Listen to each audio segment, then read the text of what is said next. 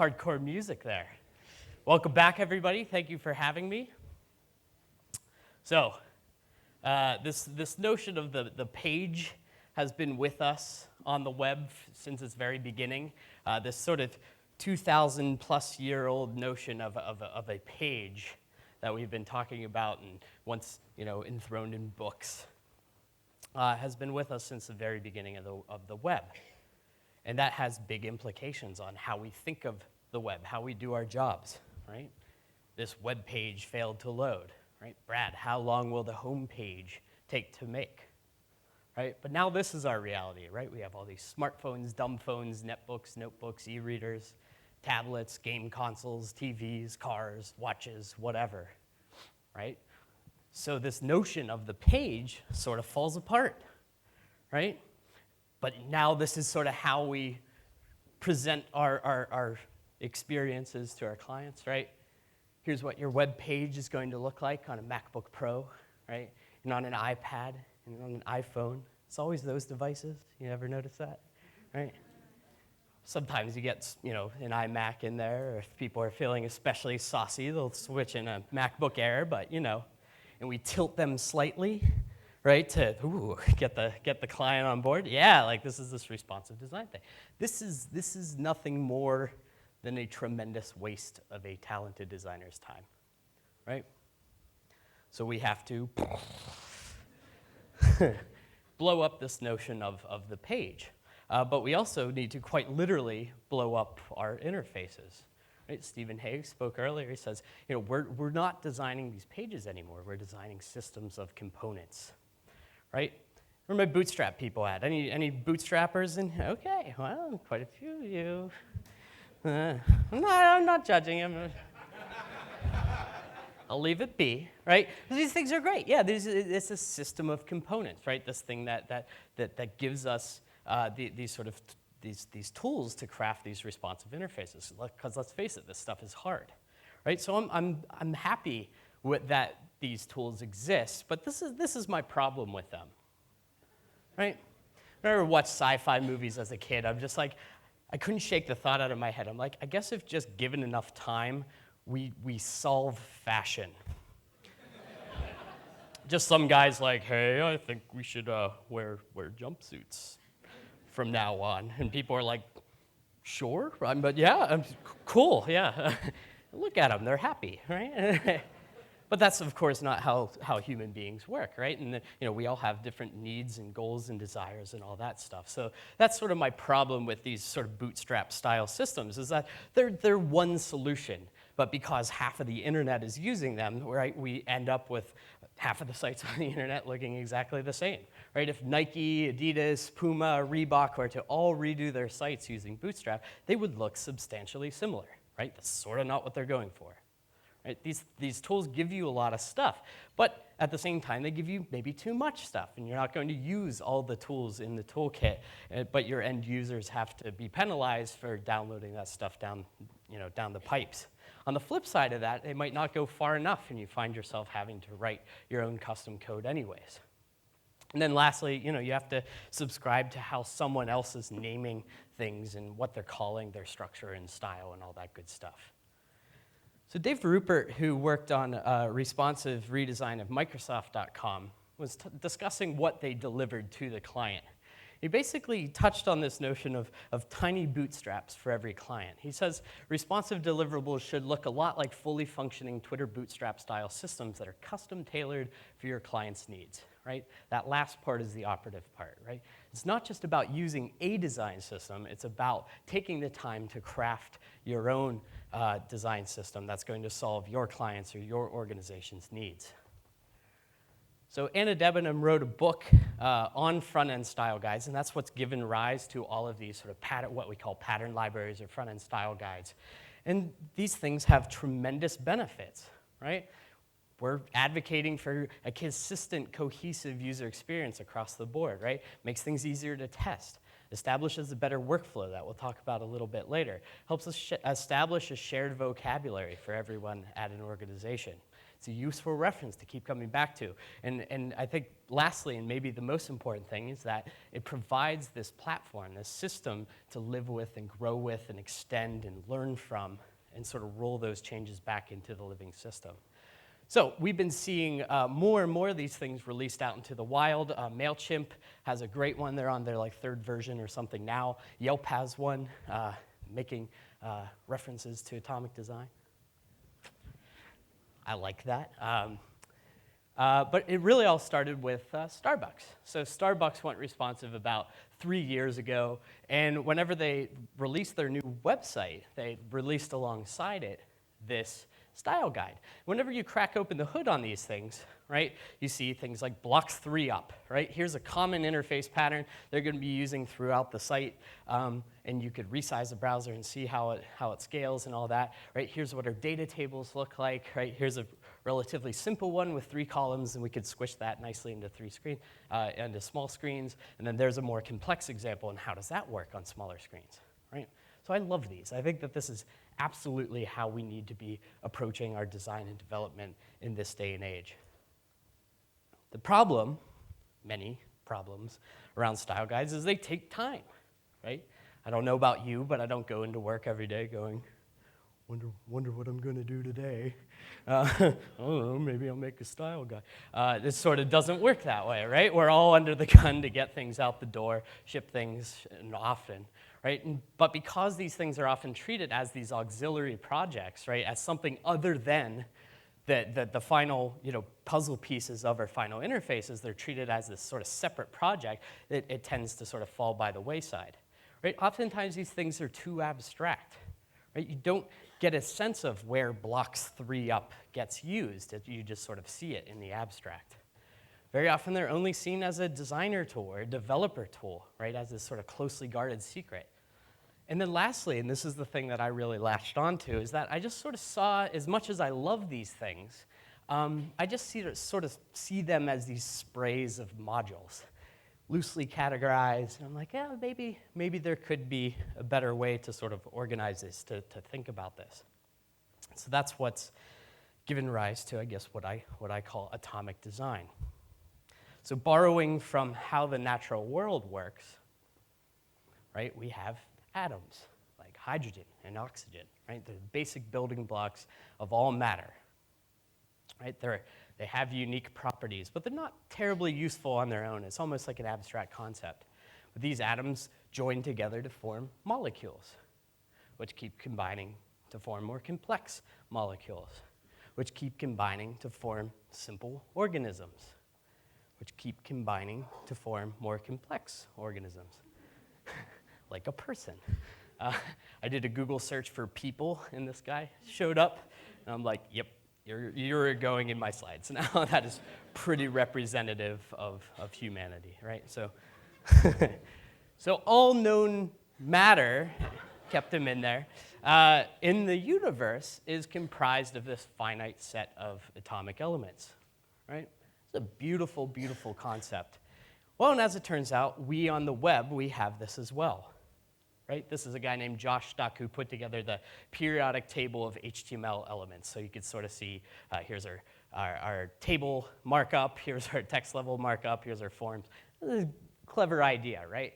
But because we're sort of starting with the same sort of finite batch of ingredients, we can apply that same process that happens in the natural world to our interface design.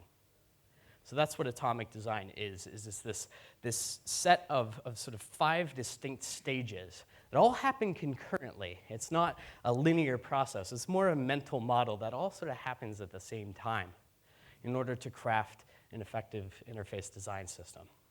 So start with atoms, right? What are atoms? Well, our basic HTML tags, right? Other things like that, right? So a label, an input, a button. But again, like in nature, they're not terribly useful on their own. So at the molecule level, what we're doing is we're taking those atoms and we're combining them together into these simple components, right? These relatively simple components, these molecules that now all of a sudden, that label atom means something, right? It's defining that input. Now all of a sudden, clicking that button submits that form. So now you have this nice little encapsulated chunk of interface. So at the organism level, what we're doing is we're taking that a step further, taking our search form molecule, and we're putting that into context of a relatively complex molecule, right, like a header organism. And that header organism might be comprised of, a logo atom, a primary navigation molecule, a search form molecule, all sort of collectively working together as a unit. And you see this on literally any website you go to. So here's where the metaphor ends. I learned early on that clients think you're batshit crazy if you keep going on the sort of biochem route. So I didn't want to get fired. So eventually you need to get into language that sort of makes sense for launching sites and apps and all that good stuff. So templates. What we're doing here is we're taking these relatively complex components. Now we're putting those into context of something that resembles something like a web page, right? But the key difference here, the main thing we're trying to do here is establish our content structure, right? What is the skeletal system of this content, right? What are those image sizes? What are those character lengths for those headlines, right? What are the formats and stuff that we're dealing with, right? And then at the fifth and most complete state, the page level, what we're doing is we're taking that content structure, that content skeleton, and we're pouring in real representative content into that. Now, obviously, this is an important stage in the process because this is what your end users are going to be seeing and interacting with. This is what your clients and bosses and stuff are going to be signing off on. But it's also where you're validating or invalidating the underlying design system, right? I mentioned how this is a concurrent process, right? So how do you know if you're designing these little sort of chunks, these little Lego bricks, that whenever you put things together, it's all going to gel and work well together, and especially work with real actual content? It's also at this stage where we could test variations of a specific template, right? So you might have a home page, but then you might have a homepage variation of that homepage that has an alert that says, "Warning, the air conditioning is out." Sorry, too easy. But so these things, these 5 steps, compose atomic design. And I've been working this way for a couple years now. And the biggest thing it allows me to do is traverse between abstract and concrete. I'm able to sort of simultaneously see everything blown apart into their atomic bits and pieces, but then also sort of step through how those bits and pieces come together to ultimately form the final interface. And I've learned that atoms aren't terribly useful on their own. It's sort of a nice reference to keep coming back to from time to time. And then at the other end of the spectrum, pages are there, but they're not terribly useful on their own either. It's mostly there for that review. Again, so you're validating or invalidating that underlying design system. The actual construction process happens in between. So that is the atomic design methodology, the theory.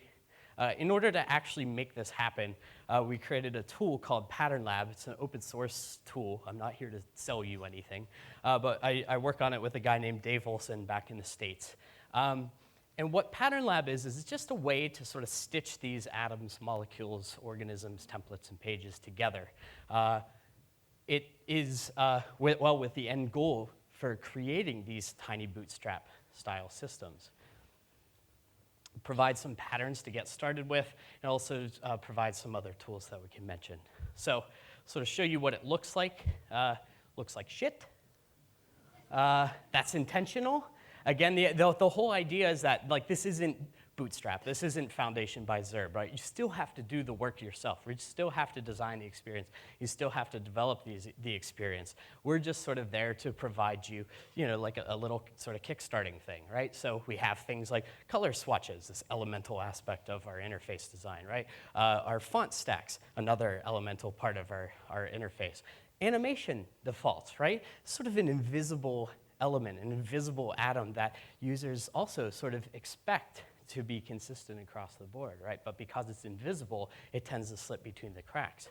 But then also other things like headings and paragraphs and block quotes and inline text elements and pre-formatted text, horizontal roles, lists, logos, different image types, big hero units, square images, avatars, icon fonts, spinners, fav icons, inputs, right? Buttons, and so on and so forth, right? And again, the idea is for you to customize them for what your project needs. And so the way that this works at this molecule level, what we're actually doing is we're sort of taking these things and we're stitching these atoms together to form molecules. So this is a project I worked on with Josh Clark, who's speaking later, and a few other people for Time Inc., the magazine publishing company.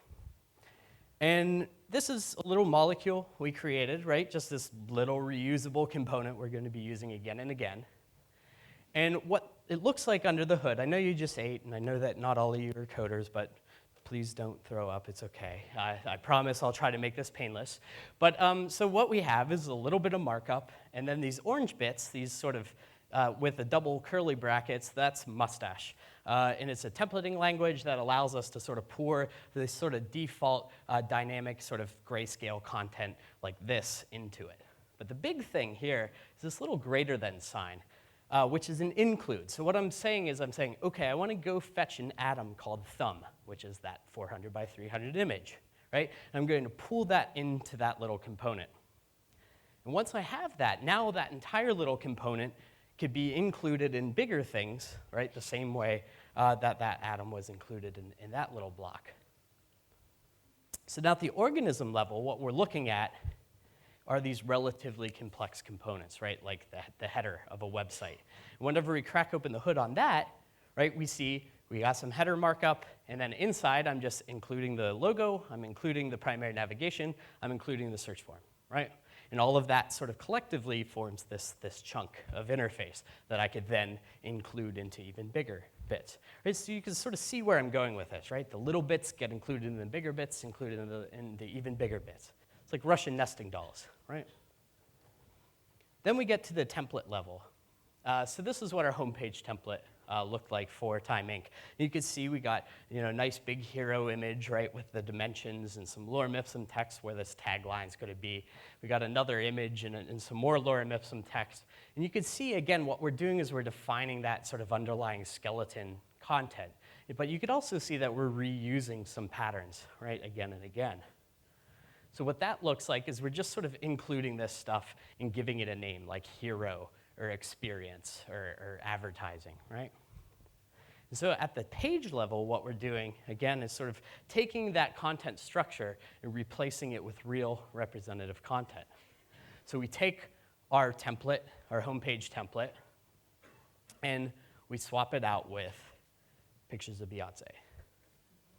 The pro tip for anybody doing a design project, easiest way to fast track your design process, pictures of Beyonce. It's like finance, government sites, it doesn't matter, just pictures of Beyonce, your stakeholders will be like, yeah, this looks great, ship it. Like this is, just go. So universally loved, I promise you.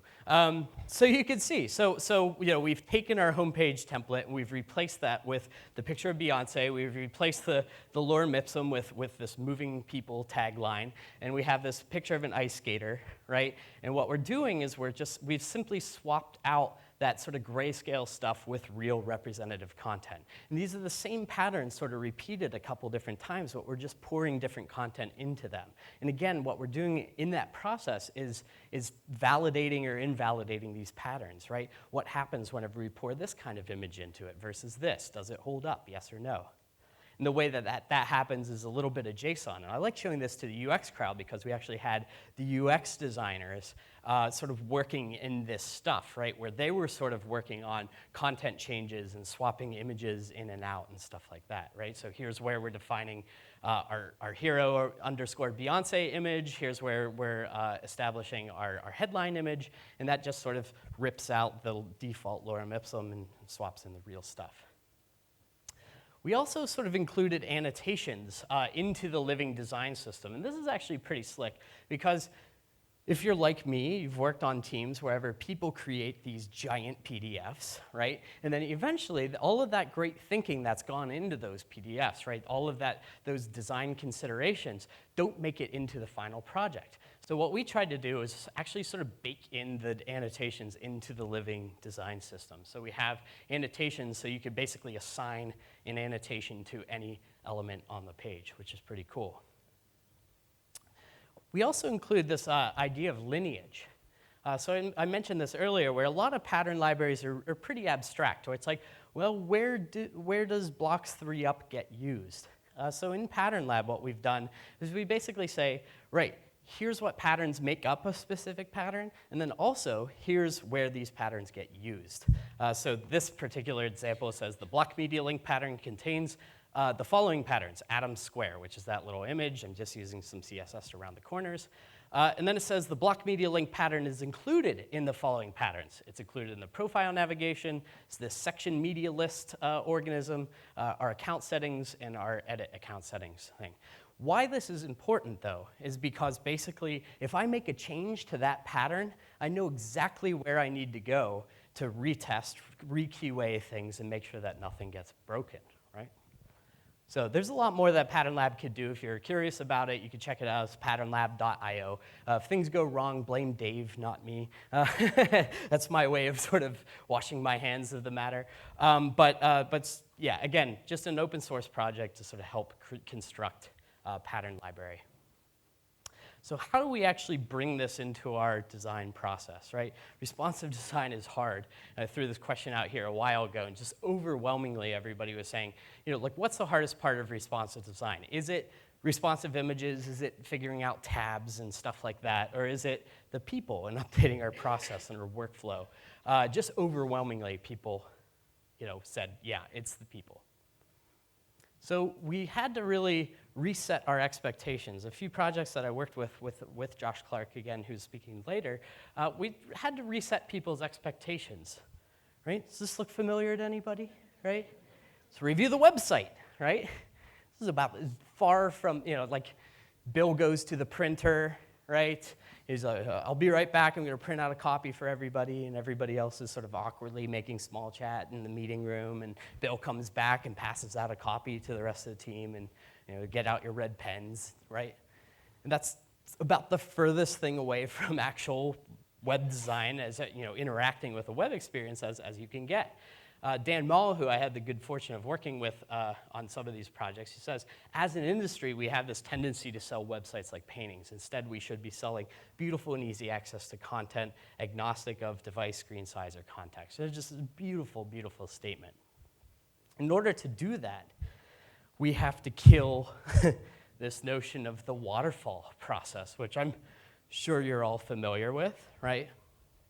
So at the beginning of the project, right, you have a UX designer or an information architect or whatever the hell you call yourselves these days, going away, doing a bunch of research, right, and then putting together a big 200-page PDF of wireframes, black boxes, and annotations that are as long as Charles Dickens novels, and and then we show that to the client. We're like, "What do you think?"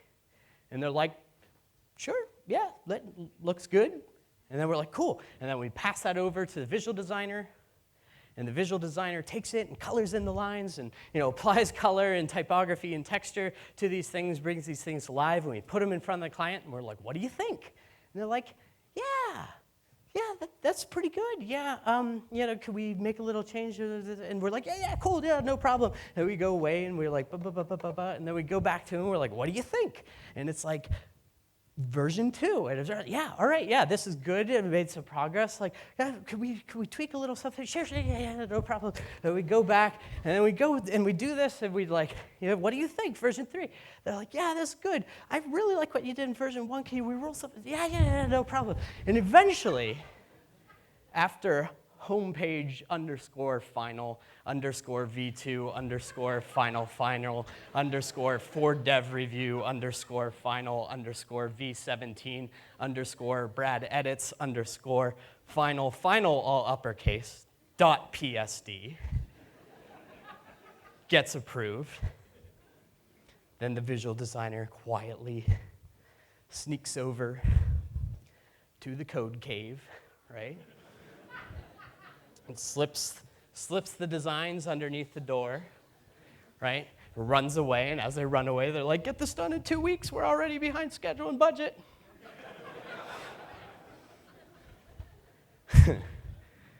And the developers, they come out and they're like, pick it up and they're like, ah, it's all wrong, you're a bunch of idiots, ah. Right?